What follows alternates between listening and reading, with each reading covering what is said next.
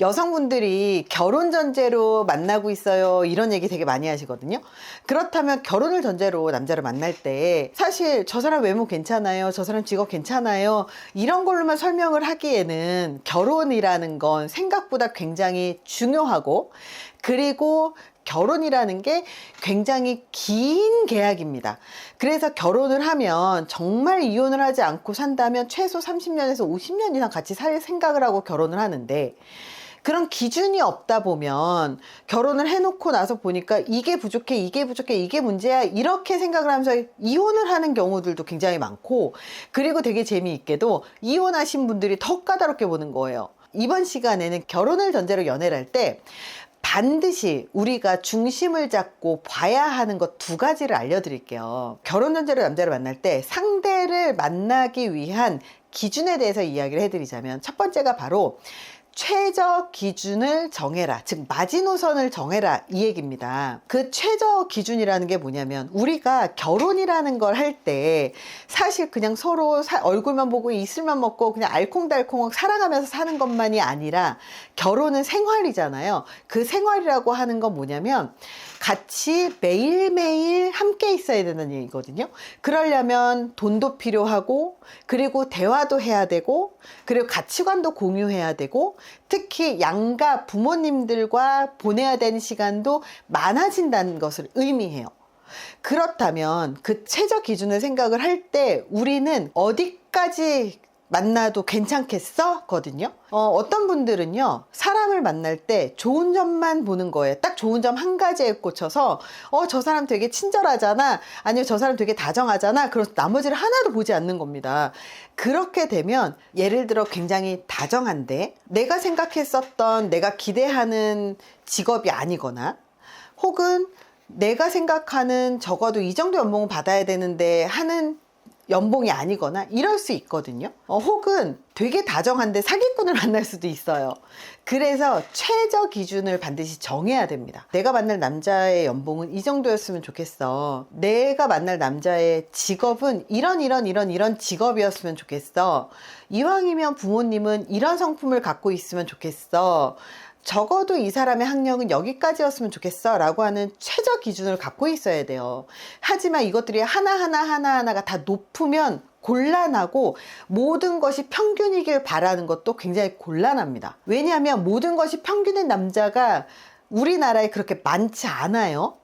그렇기 때문에 내가 만약에 결혼을 생각을 하고 이성을 만난다면, 그래, 남자가 연봉 한 3천 정도면 됐지, 나도 3천 정도 해서 둘이 같이 벌어서 맞벌이 하면 되지 뭐, 이렇게 생각을 할 수 있으면 좋은 거죠. 근데 그 최저 기준이 그래도 남자가 월 500 정도는 벌어야 되는 거 아니야? 이렇게 생각하면 절대 안 된다는 거예요.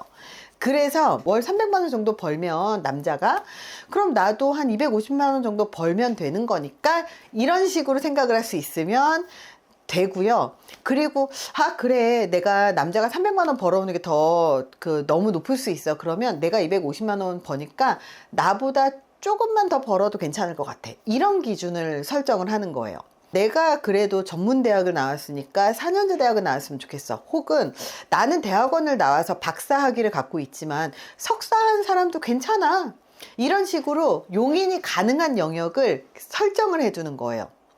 예를 들어서 나는 이왕이면 좀 교육자 집안이었으면 좋겠는데, 그렇지 않아도 부모님이 공무원이시거나 아니면 그냥 평범한 집안이었으면 좋겠어, 뭐 부모님이 직장인이었어도 괜찮을 것 같아, 이런 피상적이나마 그 부모님은 어떤 일을 하셨을 것 같다라는 것에 대해서 갖고 있는 것도 나쁘지 않아요. 근데 반드시 교육자 집안이어야 돼, 이거는 곤란하고요. 적어도 이런 집안은 아니었으면 좋겠어, 이런 기준으로 갖고 있는 게 좋습니다.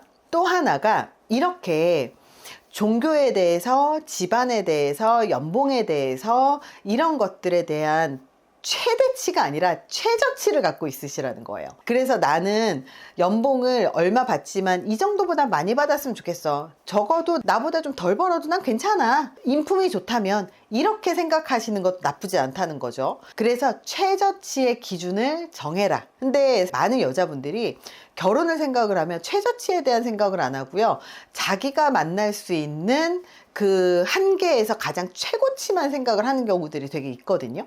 예를 들어서 본인은 월급 150만 원 받아요.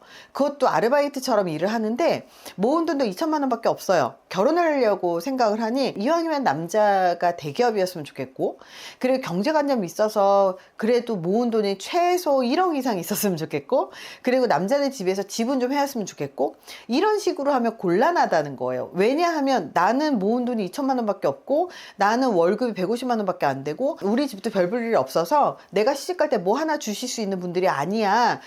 심지어 내가 생활비를 드려야 돼. 그러면서 결혼 상대자는 집안에서 지불해 주길 바란다거나, 이러면 굉장히 곤란해진다는 거예요. 그래서 최저치를 설정을 하고, 이 최저치 이상 되는 분들에서 만난다고 생각을 하면, 그렇다면 훨씬 결혼을 전제로 남자분을 만날 때 훨씬 선택의 폭이 다양해진다는 겁니다. 두 번째가 반드시 봐야 될 게 성품이에요. 아주 사소한 순간에 그 사람의 성품을 알 수 있습니다.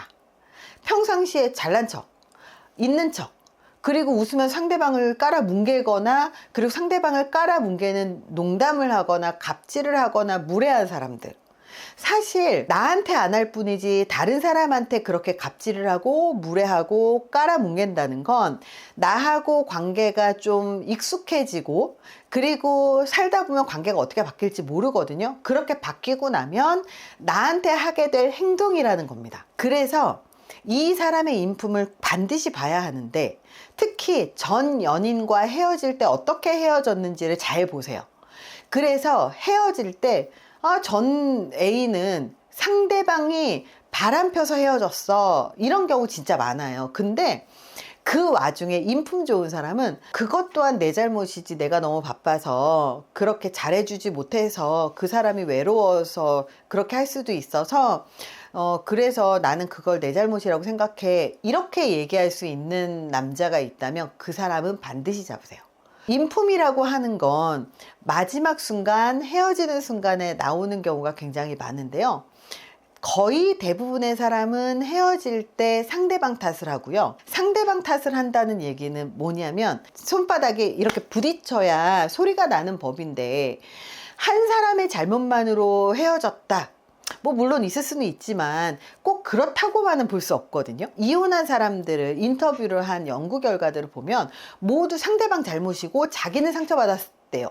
이런 연구 결과들이 나와요. 근데 내가 잘못했어요 라고 하는 사람들은 극히 드뭅니다. 하지만 내 탓이 무조건 옳은 건 아니지만 내 과거의 실패 혹은 실수 혹은 안 좋아진 관계에서도 내가 반성할 점을 찾고 더 나아갈 점을 찾는 사람들은 성숙한 태도를 지녔기 때문입니다. 그래서 전 여자친구, 전 애인하고의 관계가 어떻게 끝났고 끝내고 난 이후의 태도를 보시는 건 굉장히 중요합니다. 그리고 모임 안에서 대인관계와 처신을 한번 잘 보세요. 이 모임의 전체의 관점에서 모임을 유지하고 발전시키는 선택과 처신을 하는지, 혹은 나 혼자 편하고 내 친구들, 친한 사람들하고만 편한 선택을 하는지를 잘 보셔야 돼요. 사회생활을 잘하는 사람들은요, 내가 어떤 선택을 하든 이 모임에 도움이 되고, 그리고 이 모임이 성장하고 발전하는 방식으로, 그리고 뭉치는 방식으로 의사결정하고 처신을 합니다.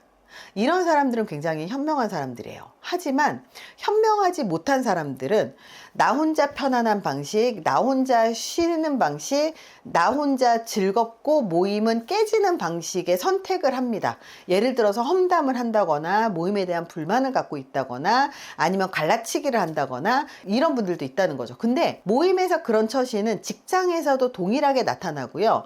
가족 내에서도 동일하게 나타납니다. 그렇기 때문에 모임 안에서 그 사람의 대인관계를 살펴보시는 건 굉장히 중요합니다. 어떤 순간에도 친절하고 예의 있고 매너 있는 사람을 꼭 만나세요. 이런 분들을 만나면 후회하지 않을 겁니다. 결혼을 전제로 연애한다면 반드시 우리가 기준을 갖고 있어야 되는 건 최저 기준을 기억하시고, 그리고 그 사람의 인품을 알아채는 방식도 배우시는 게 좋을 것 같아요. 이번 영상이 도움이 되셨길 바랍니다. 감사합니다.